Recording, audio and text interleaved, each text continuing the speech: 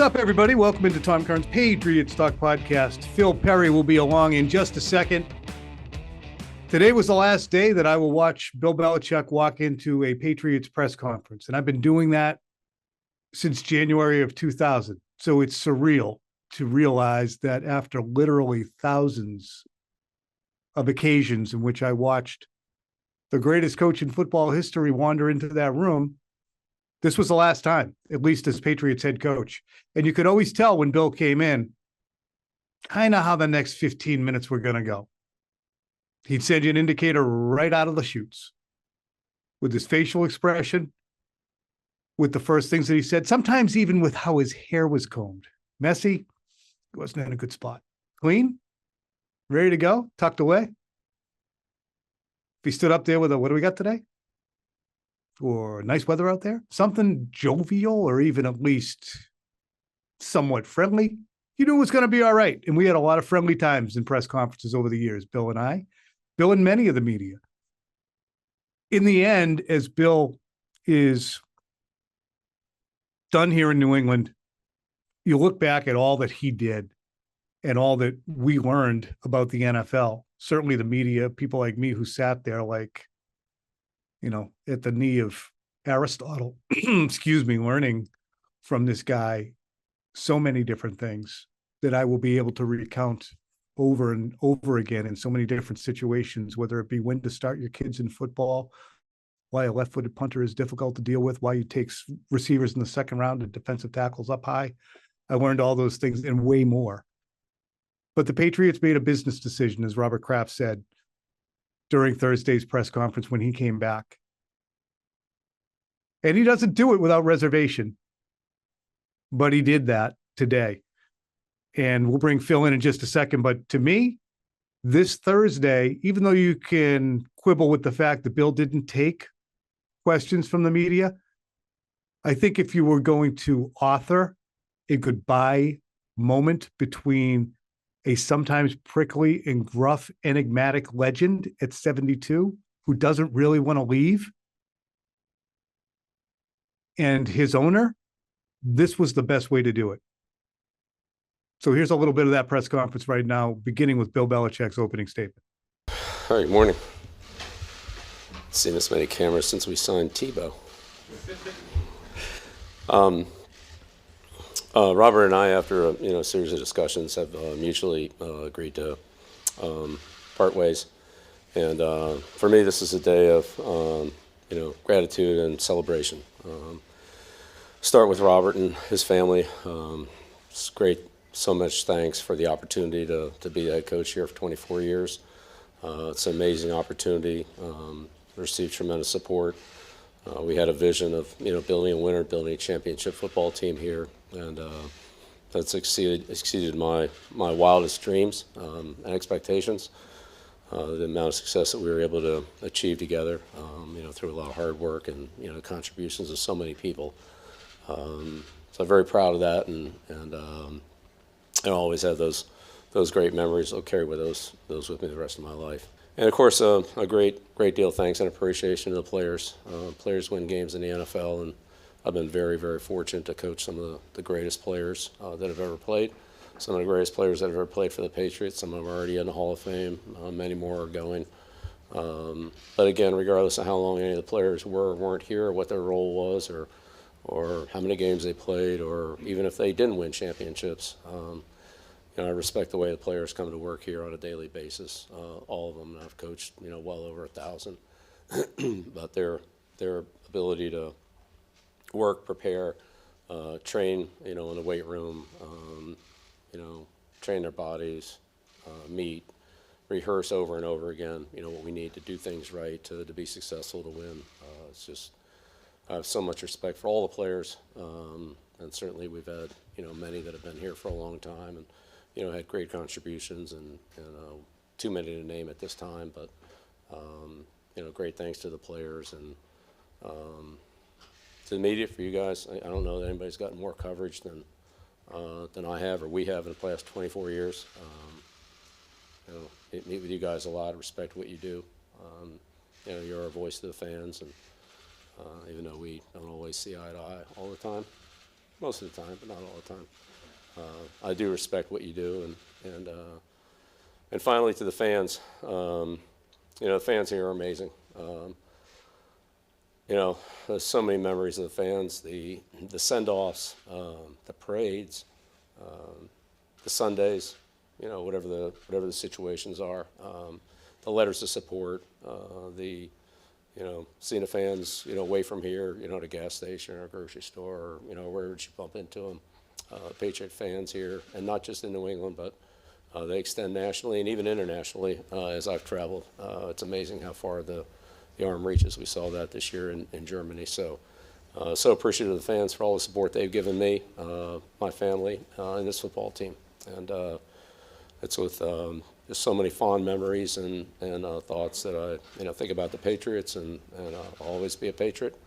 I look forward to coming back here, but at this time, we're gonna move on, and I look forward. I'm excited for the future, but always very, very appreciative of the opportunity here, the support here, and what you've done for me. Thank you. And since this podcast will most likely be a family heirloom, why don't we just piggyback some of Robert Kraft's opening statement as well on Bill before we get into the Q&A that we did with Robert in the 2:00 hour later on. Here was what Robert had to say. You can cut this out and save it for your kids. Good afternoon, everyone. And as Bill mentioned yesterday, we met and mutually agreed to part ways amicably. And like a good marriage, a successful head coach-owner relationship requires a lot of hard work. And I'm very proud that our partnership lasted for 24 years. I don't think in the NFL there's been any other partnership that lasted longer and has been as productive as ours. At heart, I will always be a sentimental sports fan. So this is a very emotional day for me. Some of my happiest and most memorable moments were celebrated with my family during Bill's tenure here. I recognize that it also is a very emotional day for many of our fans and most of our fans, as it represents the end of an era, one that hopefully will always be celebrated in this region. The man standing to my left brought the leadership and coaching skills that were needed to make this type of unprecedented success that we have had possible. Coach Belichick will forever be celebrated as a legendary sports icon here in New England, and I believe go in as a Pro Football Hall of Famer on the first ballot. Why? Because he is the greatest coach of all times, which makes this decision to part ways so hard. But this is a move that we mutually agreed that is needed at this time. What Bill accomplished with us, in my opinion, will never be replicated. And the fact that it was done in the salary cap and free agency era makes it even more extraordinary. I thank Coach Bill for his hard work and dedication. It'll be difficult to see him in a cutoff hoodie on the sideline, but I will always continue to wish him continued success, except when he's playing our beloved Patriots. So I thank you all for coming here today and being part of this celebration. Thank you. Thanks, Robert. He's got a cold, so I'm not going to kiss him. And there he is, the Senator Phil Perry, right into it. It looked like the hoped for goal for today's event was on Bill Belichick's part to directly put my face to my words and not do this in a statement to satisfy Robert's need for something that looks like a clean and amicable split, and to achieve on Robert Kraft's part both an amicable split and the feeling that I got this. Did all those things happen? Yeah, I think so. What's interesting to me is, we know how Bill Belichick handles his public image and how it is well crafted, even though it seems like many times that he doesn't care Mm-hmm. how he comes across, whether it's what he's wearing or how he speaks. I do think the way you put it, as this being Robert Kraft's desire to portray an amicable split, I think that's where this probably generates, Tom, Bill Belichick's willingness to be at the podium. Because if he had his own way, it wouldn't surprise me if he just wanted to do the written statement thing, because I just don't think he wants to do press conferences if he doesn't have to do a press conference.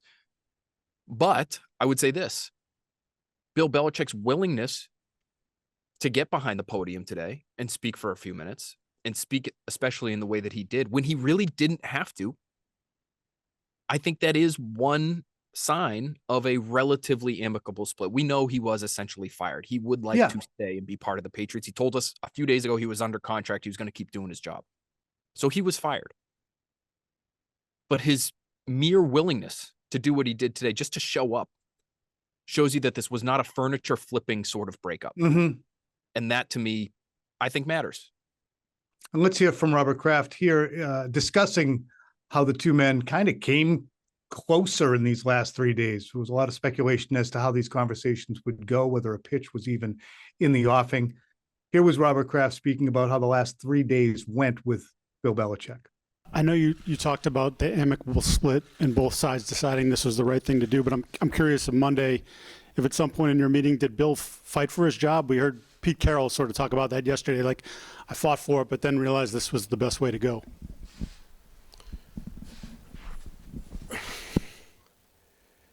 You know, we have had a partnership where we've gone through all kinds of situations. This was really unique. And, you know, I have a saying: when I'm making important decisions, I try to measure 9 times and cut once, because you want to be sure. And this is one of those times we went through the season we went through, which is 3 seasons like this. And you realize how capable he is, and, you know, you try to understand why you wound up where you are. And it just is something that it was best we each moved on. And I think that's what the last 3-4 days of taking the time to figure it out allowed us to do. Phil, you know, we reported and we've re-reported and talked about the fact that a decision was made long ago. We reported that that in December. The decision was made prior to that. But again, until you've actually made a decision, until you've acted upon a decision, you haven't followed through on it. You can fully intend to do any number of things at a certain juncture. And then if something happens because there's still time on the clock to change your mind, then you'll do something else. And that's how it was with our report on Bill's decision and the Patriots' decision on him. Had he finished with a flourish and won each game 41-0, and Mac Jones went off, we might be looking at a different situation. But it seems clear to me that these 3 days of conversation were not spent in, okay, I won't do this, but I will do that. But it just, I think that it became quite apparent when the two men sat down, just judging, and maybe it's biased by what I already know. It was just more of a, all right, what are we going to do here? We really want to move on, Bill. We think it's at an end. How can we make this nice? And it would stun me. Wouldn't it be surprising if Bill Belichick said, wait, really? Real? Wait, Yes. No. I got a binder here with the Look at plans this. for 2024. A PowerPoint. Are you crazy? We're going to take Jaden Daniels, and we're going to take this tackle in the second round, and we're going to sign T. Higgins, and all of a sudden the offense could be much better. I've already talked to Billy O about it, and the defense is already there. We're going to be fine next year, guys. This is why I should stay. I think it was probably made pretty clear pretty early in those conversations that the Crafts were going to be moving on, and it takes maybe a little bit of time to untangle from that relationship for sure. You iron out the details of how you want to break this up, and you do some negotiating. You might even negotiate about how the final press conference is going to go. But it sounds as though, Tom, if they were ever considering other options, i.e., when I say they, I mean the Krafts, i.e., Bill Belichick remains as head coach, but you give the personnel duties to a new general manager. It sounds like, based on Robert Kraft's commentary, that wasn't a serious consideration. Hit it, because this is Robert Kraft talking about the famous James Bond movie, Dr. No. And that Bill really doesn't have any at this juncture. Here's Robert Kraft speaking about the authority that Bill accumulated over the course of time and where it stands now, and why personnel relinquishment wasn't in the cards, as we reported earlier this week, how unlikely that would be something Bill would swallow. On Monday, Bill spoke about the possibility of relinquishing some of his duties in the personnel department. How much consideration did you give to retaining Bill but maybe adjusting his role? Yeah, we've thought about that, but, I've had experience running different businesses and trying to develop a team. And think about it, when you have someone like Bill who's had control over every decision, every coach we hire, the organization reports to him on the draft, and how much money we spend, or every decision has been his.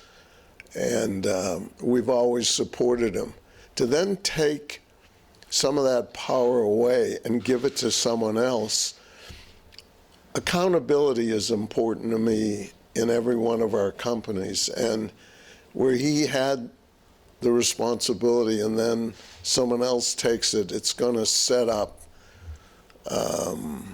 confusion and, well, it was his pick and that was a bad pick, or he didn't play him right, or, it wouldn't work, in my opinion. Phil, relative to this and relative to the Dr. No's, you had a great tidbit earlier this week that I think is going to start to get more attention as we go, about Mac Jones. And it sucks that we didn't have a chance to go round and round with Robert and ask about how the Mac Jones disintegration entered into the decision here, whether it be the lack of development or the missing on the pick, whichever you want to call it. He doesn't work anymore.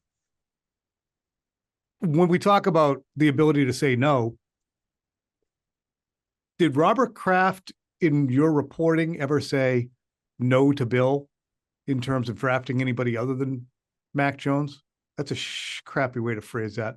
What was the role in the drafting of Mac Jones? I mean, if nobody had more authority than Bill, Bill drafted Mac, according to your reporting as well. Yes, Bill Belichick did decide to draft Mac Jones. It was not Robert Kraft saying to Bill Belichick, we need a quarterback and we need one now, and there's one left who looks like he could be a first-round caliber kind of player, and so you need to take him. No, that didn't happen. That's my understanding. I've spoken to multiple sources who were in the room that night, the night of the first round in 2021. Everybody's masked up in there, and if you're a hardcore Patriots fan, you probably remember the video that was published that night by the team where Bill Belichick huddles up Dave Ziegler, who was the director of player personnel at that point in time, Elliot Wolf, Matt Groh. You okay with this? Are we okay with this? Are we okay with this? Then he doubles back and he goes to Matt Groh. Matt Groh, because Matt Patricia was also in the room. Matt Groh, are you okay with this? And he looks up from his laptop and sort of nods in Bill's direction. Why is he asking me this? There were a lot of people that were involved in Bill Belichick's ultimate decision there, and a lot of people he consulted, but Robert Kraft wasn't one of them. And okay, so his opinion was not shared in that moment, is my understanding. Was it shared throughout the process? Like, was it like, what was the Patriots' temperament based on the recent reporting that you've done on draft night 2021? What I was told, as far as Robert Kraft's involvement, was, quote, Robert had nothing to do with it. Now, does that mean that Bill Belichick was all in and fully sold on Mac Jones? My understanding is no, he wasn't. But there was almost a reluctant acceptance of the fact that the Patriots badly needed a quarterback. and that Mac Jones was good enough. They viewed him almost as an Andy Dalton type. Mhm. Can he be Andy Dalton, what Andy Dalton was in his prime? And if he is he not worthy of the 15 overall pick? Because they were in, the word that was used to me by one person was quarterback purgatory at the time. Mm. You don't take your shots on the quarterback position, you're never going to hit.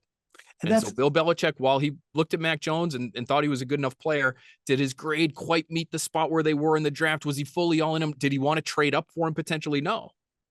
That's my understanding, is he didn't feel that strongly about Mac Jones, but he understood where they were as an organization, what they needed, and they thought Mac Jones was good enough. And so they all ultimately came to that decision, and Bill Belichick was the one who ultimately pulled the trigger. It's funny, you can go round and round about Mac Jones, but the greater point is, in terms of Dr. No, and in terms of the personnel conversation, no one was there to tell Bill to take somebody before Danny Etling in 2020 or whenever Danny Etling was drafted. He was a 7th round pick out of LSU. No one was there to tell him in 2019 to take a quarterback, or 2018. They just didn't take enough quarterbacks. They didn't throw enough people at it. And this year, as you saw, they threw like 11 guys at it, none of whom could basically start any place in the NFL, except for Mac at the start of the season. But we've gone a little bit far afield on this. It's in terms of the power, though, and the relinquishing of the power. We're talking about that. While that would have been a non-starter, it also kind of would have been a non-starter to bring Bill back as a lame duck head coach, stripped of power, or allowed to have the power that you don't want him to have. So that's why the ultimatums delivered by Robert Kraft in the offseason made it impossible for him to go in any other direction than the one that he ultimately went in. I did ask Robert Kraft about reservations. Was he fully locked in? Because it was an emotional day. It's the kind of day where emotion can get the better of you and make you say, am I f***ing this up? This being such an emotional day and seeing you and Bill together and the emotions that you guys shared, it makes you wonder, do you have any reservations at all whether or not this is the right decision in any way? Yeah, that's a good question. This is a results business, and certain things in life, it's instinctual. I think both of us felt that the time was right for each of us to go off in our separate directions. But, what was really, you all know Bill. You know Bill as well as I do. For him to say he'll always be a Patriot, and, it gives us, it's great. And, the last few days, since Monday, since we've been thinking about it and talking about it, I think our relationship went to a new place because, this is very hard. Any of you who are in it's like a marriage, and things don't always go great, and you get through the difficult times and it makes the relationship stronger. And I think we had a chance to do that over the last almost quarter of a century. So I think both of us felt that at this point in time, it was in our mutual interest to each go our own way. Phil, he eventually gets around to, he acknowledges how difficult it is because of the emotion of the day, but he does seem to eventually get around to, it's a business. We weren't delivering. So the two things can be true. He got there at 82. It's pretty impressive. He is pretty adroit in the brain to be able to stand there in front of 100 people, cameras, come back later and do it again. That's high pressure. He's in good shape, man. Yeah, I thought, for him and from his perspective and what we think we know about what matters to him, I think it would be hard to come up with a better sort of outcome in terms of the day itself and how he and Bill Belichick interacted. And yes, they just made statements. They didn't take questions. But had they released those statements via press release, you don't get the feeling that you can sense when they're coming from the person himself. You don't get those moments between statements where they're shaking hands and kind of awkward side hugging. No doubt. So if this was printed out, you never would have seen the two men smiling at each other, clapping each other on the shoulder, or any of it. And I'm not saying that they walked out into that hallway afterwards and were arm in arm and saying, we slayed him today, coach. And Bill saying, you sure did. Thanks. They probably went different directions and didn't say a friggin' word to each other. It's painful as shit. But they put up, and this is cynical, and I get pissed when people are cynical all the time, but they put up a front so that the fan base, the media, they could all digest what they wanted out there. Is it authentic? Is it the essence of how they're really feeling? Probably not. But if they're desirous of that being what people digest, there's a reason for it, right? It's a friggin' entertainment product. And they understand what it means to a region and the memories that they have helped create for a vast number of people here in this area. And I would also just come back to, Tom, Bill Belichick didn't have to be there. He didn't have to be there today. And he didn't have to say the things that he did. No, he didn't. You know, he didn't have to go as far as he did for as long as he did. Completely, it looked like to me off the cuff. I didn't see any notes up there. Nope. And so for a guy who is known for doing anything but putting on a happy face during a difficult situation, for him to act the way he did. I mean, he leads off the press conference with a Tim Tebow joke. I think he was totally authentic today, and I bet a part of him is relieved. The hard part for him is going to be going to Brian and Steve Belichick, his sons, and other folks, and saying, here's what we're doing next year. And figuring out if some of those guys might stay. Because I think there's going to be a mess of people who stick around here in Foxborough. I got a text from Danny Woodhead 45 minutes ago saying it must be a crazy day there. There are players upon players giving social media tributes to Bill right now. This is an emotional day for him, but I thought he was wholly authentic up there. He wasn't pretending to be a dick, which he sometimes does. I think, Tom, even the most cynical among us could say, well, he needed to do that. You know, if that was negotiated, maybe there's, you know, for him to get his money and get paid quickly. Maybe that was one requirement from Robert Kraft.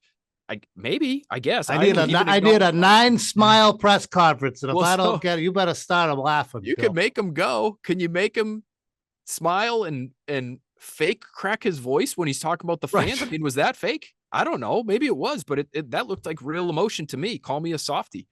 I don't think either of us have been anything close to that over the course of the last couple of years when it comes to Bill Belichick, but we're trying to call it like we see it. And what we saw today seemed to be some genuine emotion. Again, it's not perfect, and they probably aren't thrilled with each other or how this has come to pass. But today I thought there was, at the same time, some real emotion on display. I was told earlier this week that the Patriots would have a very difficult time trading Bill Belichick because there was no way that wherever he was going, he would allow that team to give up a first or second day pick. So it's almost better getting nothing in return and saying, clean break. We felt we owed it to him, instead of saying, hey, we got a 5th rounder. Maybe we could turn this into Cam McGrone. Loved Cam McGrone. I did love him. You got to go in a second, but I think we didn't explore the trade conversation enough. Here's Robert's answer on the trading. Did you give any consideration to trading him, try to recoup some compensation for him? Yeah, that's an interesting question. You know, I'm fortunate in our family. Our businesses are all private, and so we try to create a culture and develop an environment where people want to stay and stay long term.